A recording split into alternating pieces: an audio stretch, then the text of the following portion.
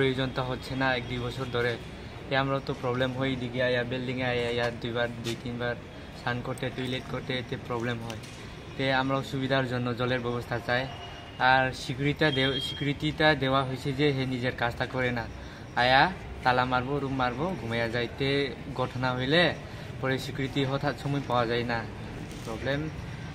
প্রবলেমটা হয়েছে যে রান্নার কুকিং ম্যান তারা দিনে 3বার আইতে কথা ছিল, কিন্তু তারা সকালে আয়ে আর দুপুরে 2টার সময় আইয়া রাত্রেরও রান্ধিয়া রাখিয়া যায়। সবজিটা নষ্ট হইয়া যায়। আমরা তো নষ্ট তো খাইতে পারতাম না ডেলি।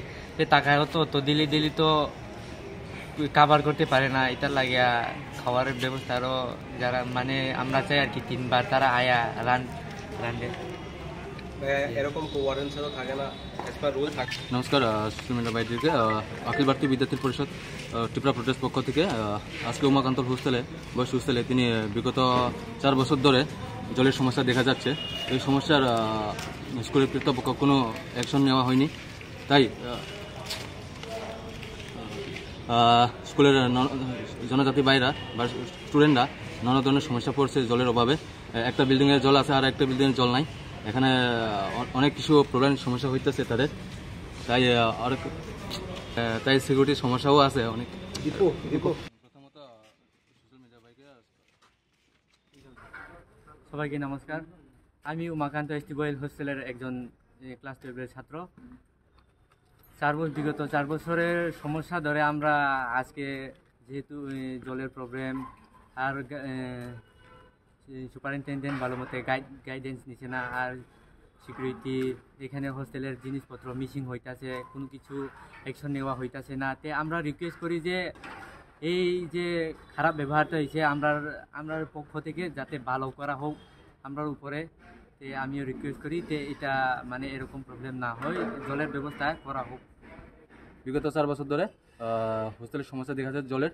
তো এখানে ওয়ার্ডেনের একটু গাফিলতি আছে। ওয়ার্ডেন কোনো স্টুডেন্টের উপর প্রেশার বা গাইডেন্স হিসাবে নাই। আর এখানে দেখা যাচ্ছে যে সিকিউরিটি কোনোভাবে কাজ করছে না এখানে না, স্টুডেন্টের কোনো ভালোভাবে দেখাশোনা করছে না। সিকিউরিটি কোনোভাবে তার নিজের দায়িত্ব নিজের পালন করছে না। এই সমস্যা নিয়ে আমরা আজকের অখিল ভারতীয় বিদ্যার্থী পরিষদ ত্রিপুরা প্রদেশ পক্ষ থেকে আজকের প্রিন্সিপাল কাছে একটা মেমোরেন্ডাম সাবমিট করলাম।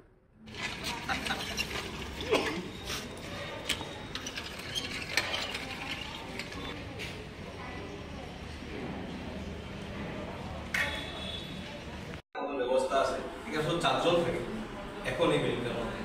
রাত্রিবেলা এখানে তালা ঠিক আছে, এটা প্রবলেমে নিতে, বাট রাত্রিবেলা বাথরুম রাখলে ছেলেটা ওখান থেকে জল আইনে এখানে রাখে। আজকে 3 বছর যাবত এরকম ভাবে চলতেছে। কেন এটা ঠিক হয়েছে না প্রথমত।